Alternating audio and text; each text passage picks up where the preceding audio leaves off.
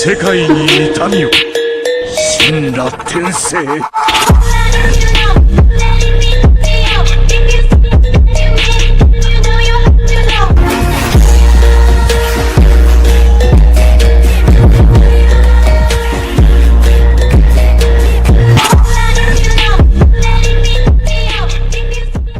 तो कैसे हो मेरे यारो।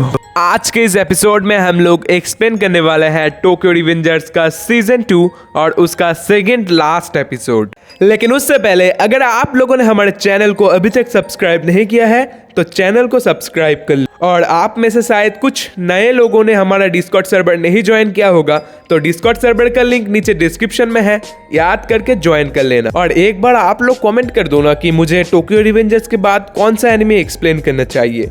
और लगभग हर दिन आप लोग मुझे कमेंट करते हो कि नेक्स्ट एपिसोड कब आएगा, तो ये जानने के लिए आप लोग हमारे इंस्टाग्राम आईडी को फॉलो कर लो, क्योंकि मैं वहां पर अपडेट्स देता रहता हूँ कि नेक्स्ट एपिसोड कब आएगा। और कमेंट्स में ये पूछना बंद कर दो। सो इंस्टा का लिंक आपको डिस्क्रिप्शन में मिल जाएगा। डेली अपडेट्स के लिए हमें इंस्टा पे भी फॉलो कर लो। तो लास्ट एपिसोड में हम लोगों ने देखा कि माइकी ने ताइजू को एक ही बारी में हरा दिया था और ये देखकर वहां पर सारे दंग रह गए थे। ताइजू बेहोश हो जाता है और इनुपी चिल्ला कर उठता है और दूसरी तरफ टोमैन के सारे लोग सोच रहे हैं कि ये क्या बीस्ट है, एक ही बारी में उसने ताइजू को हरा दिया। माइकी बोलता है मैंने सोचा था कि मैं शिनिचिरो और बाजी की याद में राइड पे जाऊंगा। और उसके बाद माइकी ताकेमिची को बाजी का गुड लक चार्म भी दिखाता है। माइकी बोलता है मैं हमेशा अपने बड़े भैया और बाजी की यादों को अपने साथ रखता हूँ और यही मुझे हमेशा स्ट्रॉन्ग रखता है।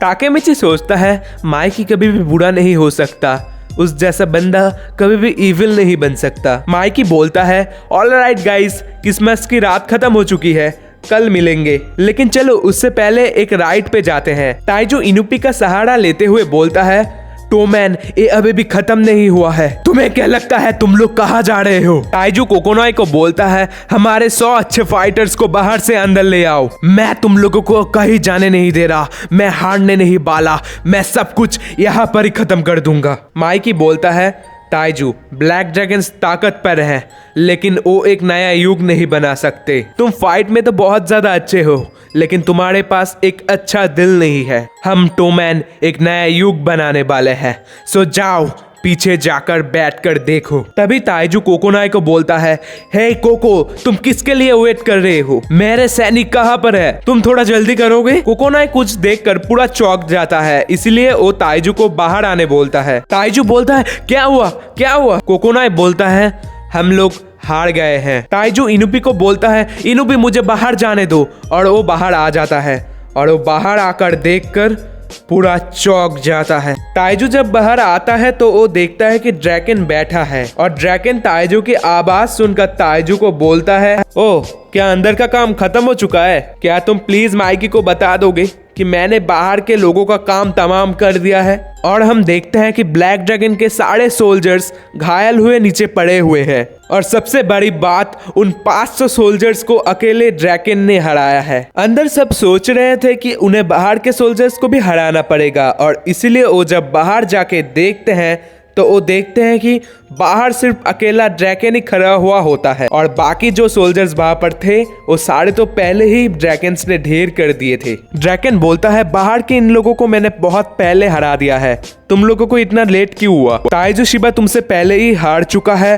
और उसके सोल्जर्स को भी मैंने हरा दिया है। और उसे देखकर लगता है कि उसकी अब फाइट करने की इच्छा भी नहीं है। माइकी बोलता है हाँ ब्लैक ड्रैगन्स तो बहुत आगे ही मर चुके हैं और फिर से हमारा टोमैन जीत गया है। दूसरी तरफ ताकेमिची सोचता है कि उसे जिन जिन लोगों को बचाना था वो सब अभी जिंदा है और इसका मतलब उसका मिशन सक्सेसफुल रहा। ताकेमिची बोलता है फाइनली क्रिसमस नाइट में कोई नहीं मरा। लेकिन तभी बहुत सारे चोट और टायर्डनेस के कारण ताकेमिची बेहोश हो जाता है। बेहोश होकर ताकेमिची गिनने ही वाला होता है लेकिन तभी उसे मित्सुआ पकड़ लेता है। ताकेमिची के बेहोश हो जाने पर माइकी को और ड्रैगन को मित्सुआ बोलता है हमने आज ब्लैक ड्रैगन्स को हरा दिया इसलिए तुम लोगों का शुक्रिया, लेकिन आज के फाइट का MVP हमारा ताकेमिची है। और दूसरी तरफ ताइजू के हार जाने पर इनुपी और कोकोनाई ताइजू को छोड़कर चले जाते हैं। जाते जाते हाक्काई, यूजुहा ताइजू के लिए इमोशनल हो जाते हैं क्योंकि आखिर में जो भी हो वो तीनों तो भाई बहन ही रहेंगे। इसके बाद हम लोग देखते हैं कि ताकेमिची की आंख खुलती है और वो माइकी के बाइक पर होता है। माइकी बोलता है अच्छा है तुम जाग गए। ताकेमिची बोलता है क्या सब लोग ऑलरेडी जा चुके हैं? सब लोग कहाँ हैं? वो लोग बहुत पहले चले गए हैं और अभी तुम गाड़ी से उतरो, हम लोग पहुंच गए हैं। ताकेमिची बोलता है हिना तुम यहाँ पर? और हिनाटा भी उसके सामने चुपचाप खड़ी होती है क्योंकि उन दोनों का लफड़ा हो गया था। ताकेमिची सोचता है हिना मेरे सामने खड़ी है लेकिन मैंने उसके साथ जो किया मैं उसके साथ बात करने के लायक नहीं हूँ। नहीं, उसके सामने खड़े रहने के भी लायक नहीं हूँ। अब मैं उसके सामने खड़ा हूँ तो मैं उसे क्या ही बोलूँ। लेकिन तभी हिनाटा ही बोलती है ताकेमिची तुमने फिर से लड़ाई की। लेकिन ताकेमिची कुछ नहीं बोलता। तभी हम एक फ्लैशबैक को देखते हैं जहाँ पर हिनाटा को पता चल जाता है कि उसके पिता ने ही ताकेमिची को हिनाटा से ब्रेकअप करने को बोला है। और इसी दुख में हिनाटा टेम्पल पर प्रे करने जाती है। टेम्पल पर जाकर हिनाटा की किसी से मुलाकात होती है और वो पर्सन और कोई नहीं बल्कि हमारी प्यारी एम्मा होती है। एम्मा हिनाटा से पूछती है कि हिनाटा मंदिर में क्या मांगने आई थी और तभी हिनाटा भी एम्मा को सारी बात बता देती है कि उसके डैड और ताकेमिची के बीच क्या क्या हुआ। और ये सुनकर एम्मा सोचती है कि उसे हिनाटा की हेल्प करनी है। एम्मा ड्रैकन और माइकी को ये सोचते हुए कॉल करती है कि उन्हें पता होगा कि ताकेमिची कहाँ पर है। और तभी वो लोग समझ जाते हैं कि थोड़ी देर पहले जब उन्होंने मित्सुआ की आवाज सुनी थी वो असली थी और शायद ये हो सकता है कि ताकेमिची भी मित्सुआ के साथ उस चर्च पर है जिसके सामने से ड्रैकन और माइकी बाइक से आए। अब हम प्रेजेंट में आ जाते हैं और देखते हैं कि ताकेमिची रो पड़ता है और हिनाटा से माफी मांगता है। ताकेमिची रोते हुए बैठ जाता है और बोलता है मैं एक डेलिक्वेंट हूँ और मेरे साथ रहना तुम्हारे लिए सेफ नहीं है। मैं समझता हूँ तुम्हारे पापा ने मुझे ये सब बात क्यों कहा था लेकिन आई स्वेयर मैं तुम्हें हमेशा प्रोटेक्ट करके रखूंगा। इवन इफ यू डाई मैं तुम्हें हमेशा प्रोटेक्ट करूंगा। अगर कोई ट्रक या फिर गाड़ी तुम्हें पिचक भी दे तुम अपने प्यार को नहीं भी फील कर सको मैं तब भी तुम्हें प्रोटेक्ट करूंगा। हिनाटा क्या हम फिर से एक साथ हो सकते हैं? फिर से एक हो सकते? हिनाटा बोलती है क्या तुम मुझे न्यू ईयर पर मंदिर तक ले चलोगे? ताकेमिची हिनाटा इमोशनली बोलती है हम लोग हमेशा एक साथ एक ही रहेंगे, है ना ताकेमिची? और ये देखकर ताकेमिची रो पड़ता है। और गाइज इसी के साथ ये एपिसोड यहीं पर ही खत्म हो जाता है। तो कैसा लगा आपको आज का वीडियो मुझे कमेंट करके जरूर बताना। और हमारे इंस्टाग्राम आईडी का लिंक आपको नीचे डिस्क्रिप्शन में मिल जाएगा।